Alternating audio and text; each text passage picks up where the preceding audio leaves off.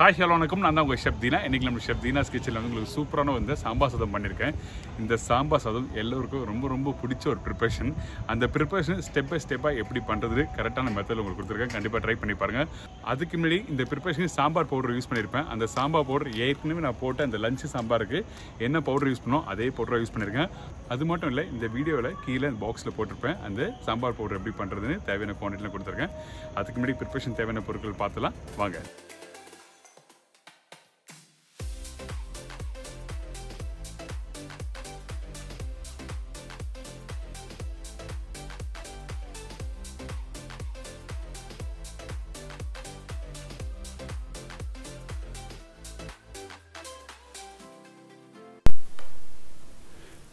இப்போது இந்த சாம்பார் சாதத்துக்கு தேவையான பொருட்கள் பார்த்தாச்சு.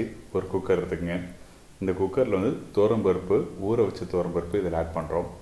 அதாவது துவரம்பருப்பு 1 கப்புனா பொன்னி பச்சை அரிசி 1.5 கப்பு, ரெண்டுத்தையும் தனித்தனியாக ஊற வச்சுருக்கோம். இதுக்கப்புறம் ஃபஸ்ட்டு துவரம்பருப்பு இந்த குக்கரில் போட்ட பிறகு 2.5 கப்பு, அதாவது துவரம்பருப்பும் பருப்பும் சேர்ந்தது 2.5 கப்பு. இதுக்கு வந்து 7 கப் அளவுக்கு தண்ணி ஆட் பண்ணியிருக்கோம் இந்த பருப்பில். இதுக்கு பிறகு நம்ம க்ளீன் பண்ணி வச்சுருக்க அந்த முருங்காய் வந்து இதில் ஆட் பண்ணுறோம். இந்த முருங்காய் போட்ட பிறகு கொஞ்சம் மஞ்சத்தூள், கருவேப்பிலை, கொத்தமல்லி, தக்காளி சிறிதளவு, சின்ன வெங்காயம் 10 நம்பர், உப்பு, பெருங்காயம். இதெல்லாம் போட்ட பிறகு ஒரு விசில் விட்டு இறக்கிடுங்க. இந்த விசில் விட்ட பிறகு நம்ம என்ன பண்ணிக்கிட்டோம்னா, இந்த துவரம்பருப்பு கொஞ்சம் ஒரு 20% 30% நல்லா வெந்திருக்கும். இந்த முருங்காய் இப்போ பார்த்தீங்கன்னா, இந்த முருங்காய் நல்லா வெந்திருக்கு பார்த்தீங்களா. கொஞ்சம் ஆற விட்டு உள்ளே இருக்க அந்த விதையை எல்லாத்தையும் எடுத்து நம்ம இந்த பருப்புலேயே போட்டுடலாம்.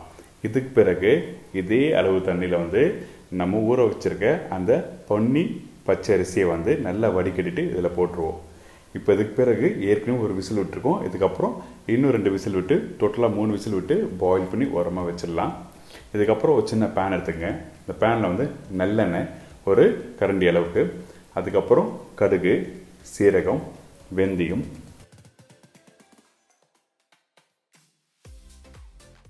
காஞ்ச மிளகாய், கருவேப்பிலை, அதுக்கு பிறகு சின்ன வெங்காயம், அதுக்கப்புறம் பெரிய வெங்காயம் எல்லாத்தையும் போட்டு லைட்டாக வதக்குங்க. கட் பண்ணி வச்சுருக்க கேரட், பீன்ஸ், கத்திரிக்காய் இது எல்லாத்தையும் போட்டு லைட்டாக நீங்கள் வதங்கணும். வதங்கி வர டைமில் நம்ம என்ன பண்ணுறோன்னா, கொஞ்சம் உப்பு, வதங்கி வர டைமில் நம்ம என்ன பண்ணுறோன்னா கொஞ்சம் கட் பண்ணி வச்சுருக்க அந்த முழு தக்காளியும் இதில் ஆட் பண்ணுறோம். அதுக்கப்புறம் மஞ்சத்தூள், அதுக்கப்புறம் தனியா பவுடர் 1 ஸ்பூன், மிளகாய் powder 1.25 spoon, sambar powder 2 spoon.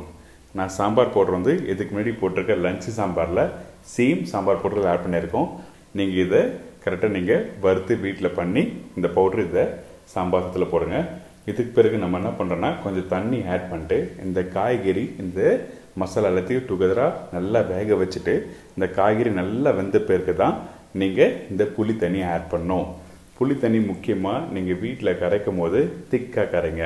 எக்காலத்து கொண்டும் நீங்கள் தண்ணி அதிகமாக ஆட் பண்ணி கரைச்சிங்கன்னா உங்களுக்கு அதிகமாக கொதிக்க விடணும். கொதிக்க விட்டிங்கன்னா உங்களுக்கு அந்த டெக்ஸ்டர் அண்ட் டேஸ்ட் எல்லாமே மாறும். திக்கான புளி தண்ணி போட்ட பிறகு நல்லா கொதிக்க விடுங்க. இங்கே பார்த்தீங்களா, அந்த கிரேவி நல்லா திக்காக வந்திருக்கு. ஸோ அதே மாதிரி தான் நீங்கள் வீட்டில் வந்து நல்லா திக்காக வந்த பிறகு நம்ம என்ன பண்ணால், இதில் வந்து புளிப்பும் காரமும் ஒரு கல் அதிகமாக இருக்கணும். ஏன் கேட்டிங்கன்னா, அந்த ரைஸோடு போட்டு மிக்ஸ் பண்ணும்போது உங்களுக்கு கரெக்டாக உங்களுக்கு நல்லா வரும். ஸோ இப்போ இந்த ரைஸ் ரெடி ஆயிடுச்சு.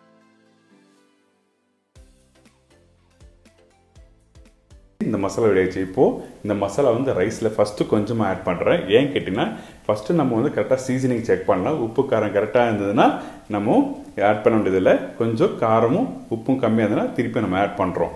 ஸோ இப்போ திருப்பி நான் கொஞ்சம் ஆட் பண்ணிட்டு நல்லா மிக்ஸ் பண்ணிவிட்டு நீங்கள் அந்த ரைஸு அந்த மசாலா எல்லாம் மிக்ஸ் பண்ணி முடித்த பிறகு திருப்பி ஒரு சின்ன பேனில் வந்து நம்ம என்ன பண்ணோன்னா, கொஞ்சம் கீ ஆட் பண்ணியிருக்கேன். அதுக்கப்புறம் நல்லெண்ணெய் ஒரு கரண்டி ஆட் பண்ணியிருக்கேன்.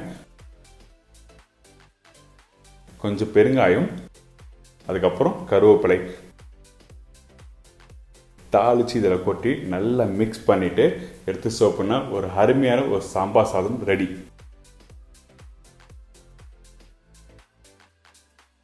எனக்கு அந்த சாம்பார் சாதம் எப்படி பண்ணுறது எல்லாருக்கும் ஈஸியாக தெரிஞ்சிருக்கும். கண்டிப்பாக நீங்கள் வீட்டில் ட்ரை பண்ணி பாருங்கள். உங்களுக்கு பிடிச்ச எதனா ரெசிபி என்ன பண்ணணும்னு சொன்னீங்கன்னா கண்டிப்பாக என்னோட கமெண்ட்ஸ் பாக்ஸில் நீங்கள் போடுங்க, நான் உங்களுக்காக பண்ணுறேன். இதே மாதிரி நாளைக்கு ஒரு சுவையான சூப்பரான டிஷ்ஷை சந்திக்கிறேன். அதுவரை உங்கள் இடமிருந்து உங்கள் chef Deena. See you, bye. Take care.